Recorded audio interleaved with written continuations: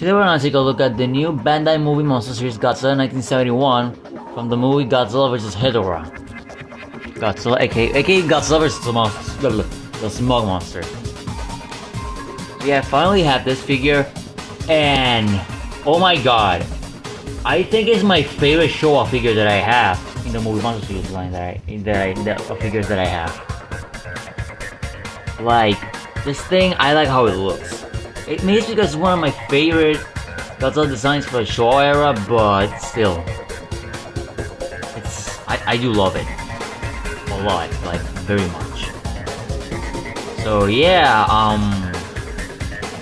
this figure is based. I mean, the mold is from the original movie monster series that came out, like, I think in 2007, if I'm correct. And the figure originally came out in the what's it called, the 50th anniversary memorial box set, but he had different arms and he was green and other stuff, but the paint job was obviously different. So yeah, I gotta say, even though I never had those other figures, I might have one day the memorial box version. So yeah, yeah, I really want the memorial box version because I do love how this mold looks. Especially, I mean, I prefer the arms on this guy over the original one, so yeah, that's that, but still, it's still a great figure, in my opinion. I think it's one of the best movie monster series Showa Godzilla out there, in my opinion. So yeah, let's get into detail. Some things that were improved on the original one is that the lips are not painted. How is that an improvement instead of being a downgrade? It's because the lips painted were look. If you have the original figures, you know what I'm saying. It just makes the lip figure look a little bit weird, in my opinion.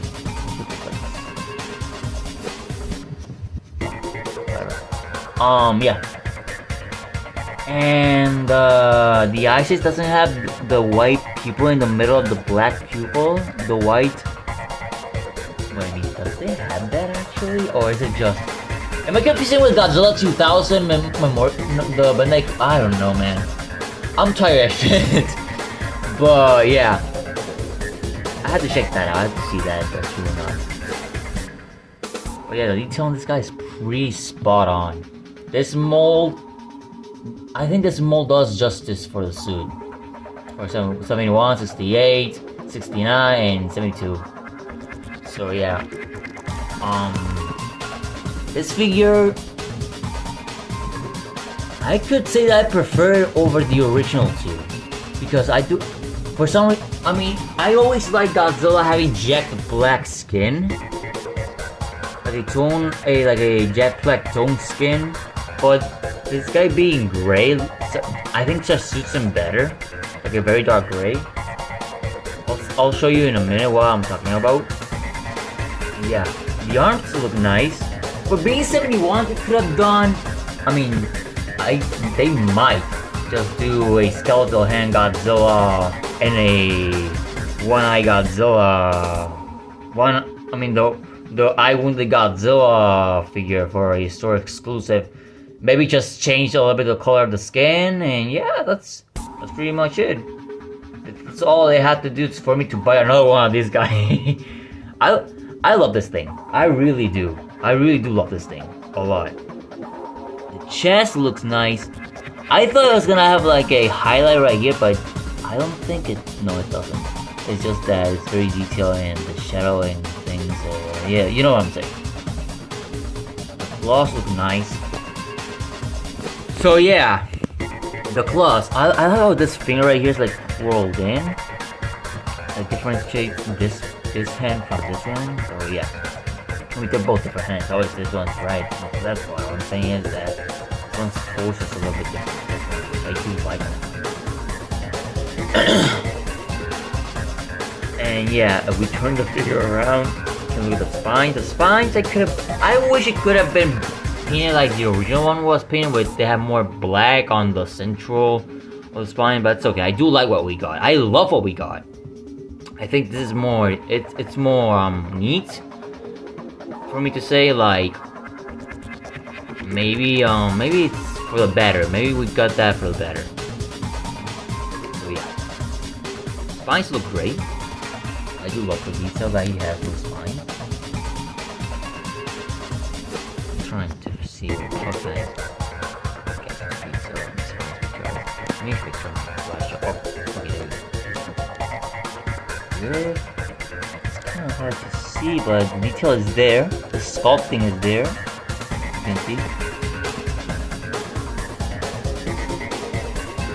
And the paint of the tail ends right in the middle, which I have to say that this is actually accurate, so I cannot complain at all.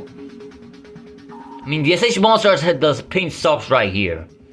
So yeah, kudos to Bandai for actually not painting the tail when they don't have to paint the tail fully painted. Yeah, tail looks nice. Nice and sculpted.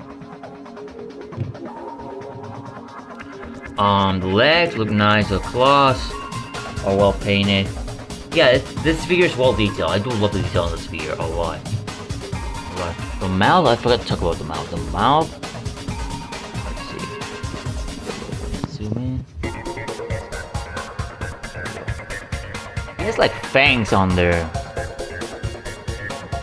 He has like some fangs on the bottom jaw, which is pretty cool, but it doesn't have a top jaw, which kind of doesn't make sense, but it's okay.